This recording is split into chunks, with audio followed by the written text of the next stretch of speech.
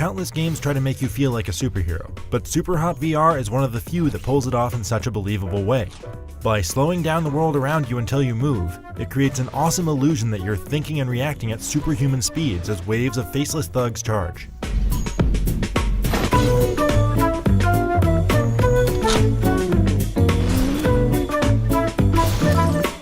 Over a few short hours, SUPERHOT VR puts you through a rapid-fire sequence of quick battles. As long as you hold still, you have all the time in the world to decide how to handle waves of easy-to-spot, bright red enemies. It's not until you move or shoot that they spring into full-speed motion, and that feeling of control is empowering. Shooting, stabbing, punching, or even shattering bad guys with your mind feels great, and watching them shatter at my feet as I sidestep or block their bullets, snatch their weapons out of their hands, and deal out precise double-fisted pain is about as rewarding as an action game gets. Throwing objects is awkward and tricky to get the hang of, but awesome when you pull it off.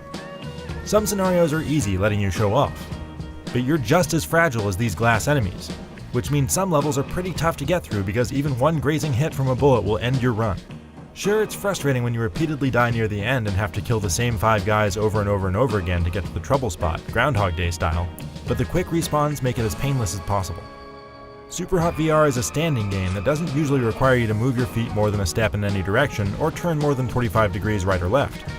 But even that tests the limits of the PSVR's single camera, and the flaky hand tracking of the Move controllers caused some unfair deaths when it thought I was moving when I was actually holding still.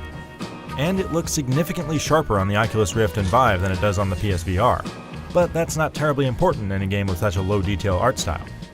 There's not a ton of content, but once you get through the short campaign and its charming, perplexingly cryptic VR within VR story, there's an infinite survival mode to test your SUPERHOT skills against.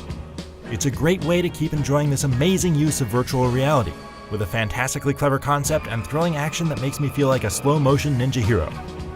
For more VR highlights, check out our reviews of Lone Echo, Farpoint, and Star Trek Bridge Crew.